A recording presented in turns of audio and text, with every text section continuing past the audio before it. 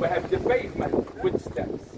Originally, there was no roads. They were all steps all the way.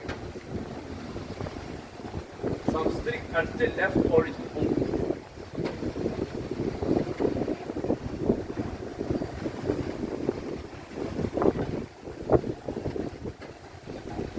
In front of us, there's a small fountain. There are 10 of these fountains around Valletta. They used to be the fresh water fountains. Trust me, not today, okay? When they built Valletta, the biggest problem was that they didn't have fresh water. They were bringing water into these fountains on aqueducts from the north of Malta.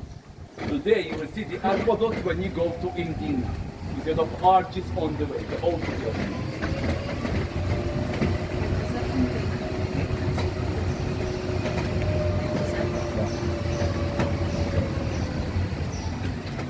It's getting too expensive to buy property here. It's around 5,000 euros per square meter. So we normally live outside, at least you pay half the price. They're being turned more commercial. Here's, for example, a boutique hotel. At the back, it's on your right. Some rich people, they just buy property in the past just as a good investment. Now they pass the law, you have to restore them by law.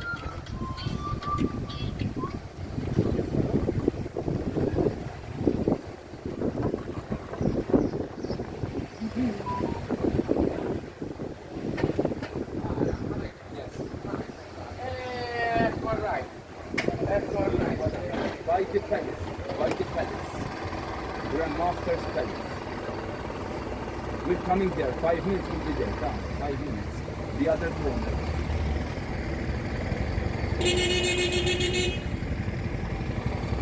Yeah, okay. We pass every half an hour from the center. It's around 30 minutes tour of Valletta. No, only Valletta.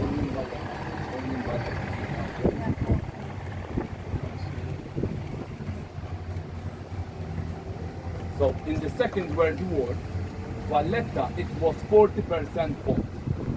It was a British Navy base.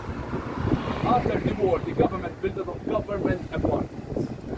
These are all council apartments. 60 years ago, nobody wanted to live in these apartments. There was too many drunk and sailors and the government gave them for free. They have been inherited from the same family. Today, nobody wants to move out. Very few, and they pay only 500 euros per year. That was a very old agreement. 6,000 people live in Valletta, the majority in government apartments.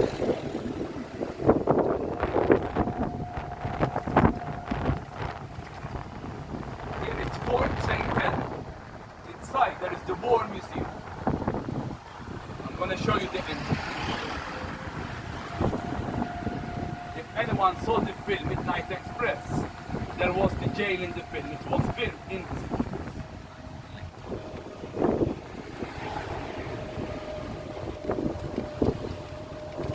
The fortress, it's shooting cannons in the wrong direction. This was built before Valletta, so there was the enemy on both sides.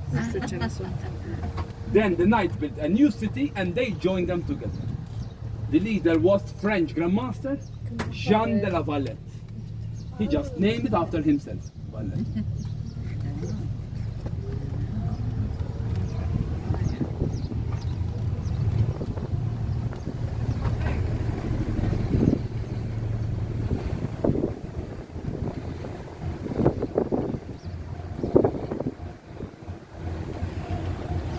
So you can enter in the fortress. There is the War Museum on the left-hand side. Next to it, there's a film in all the languages about the history of Malta, on the hour, the Malta experience. The big building in front of us used to be the hospital of the knights, La Sagra in Vermelho. Today they make conferences, exhibitions, theaters.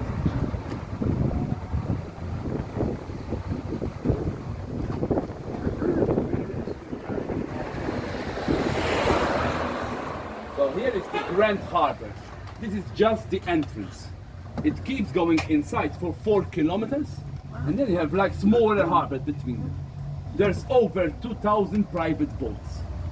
And to see the best view of this harbor in Valletta, go to the upper Baraka Garden. It's on my video. It's a very nice view. Today you're gonna see one cruise line. Sometimes we have up to 5 in one day, so there's some panic over here. From the garden, you can go down with an elevator and you can cross by ferry to the other side. There are the 3 old cities. There is Vittoriosa, it's very beautiful. The fortress across, they make films there. The most popular film was The Gladiator. In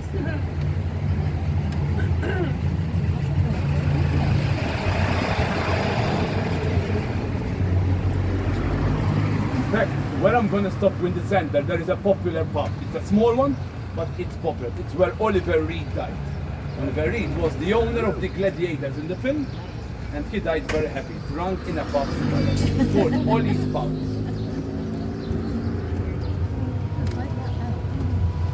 So everybody attacked Malta for 7,000 years. Everybody wanted to rule this harbor.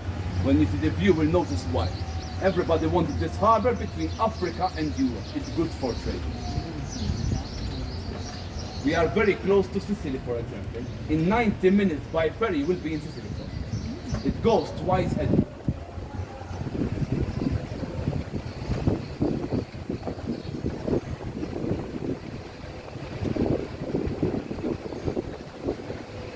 The lower part, it's very quiet. It's more residential. In the center, it's more commercial, and there's around 15,000 people working every day in Valletta. Government departments, the ministries, the local, they're all in the center.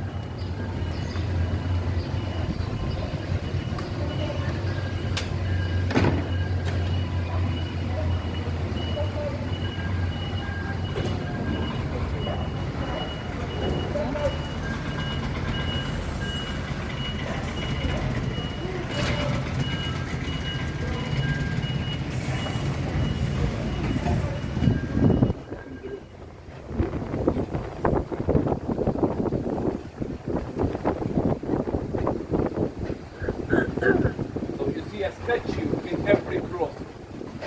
In the past, instead of streeting, they had statues. Of course, only the children of the noble families knew how to read or write. So they use statues as a location.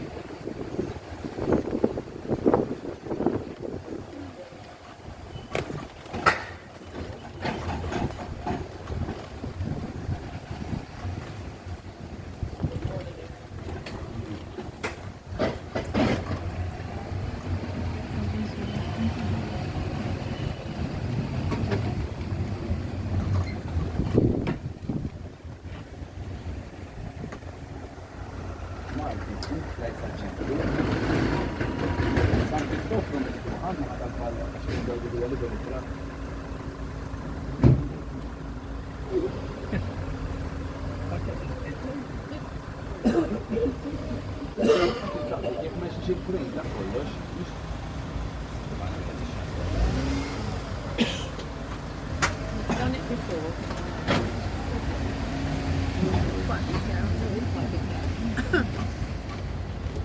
So here is Merchant Street. This is the secondary street of Valletta. In just one street, we're talking 500 meters. There are 7 churches.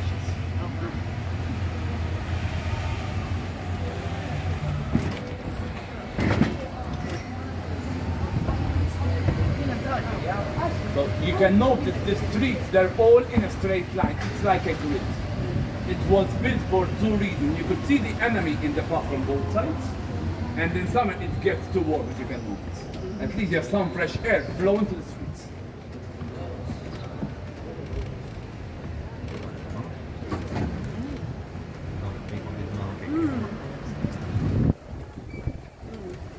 I think it. You can go to have too many cars. Next October it's going to be free public transport for everyone. It's a good drive. Not going to work, but it's a good drive.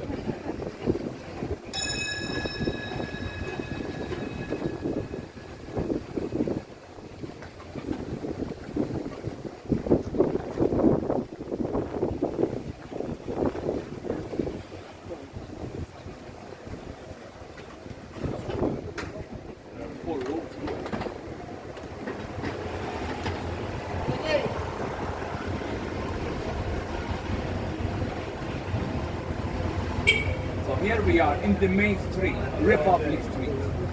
So we're gonna finish the tour in the next corner in the main square. From there onward, it's all pedestrian. There's shops, bars, restaurants. Stay as long as you want. We'll pass every half an hour from the same place. Every quarter past and quarter to till 7 o'clock. Keep the same tickets I'm gonna give you. We'll bring you back. It's included.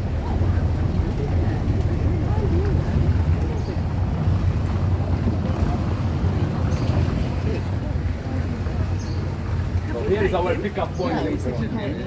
Oh, fine. Hope you enjoyed it.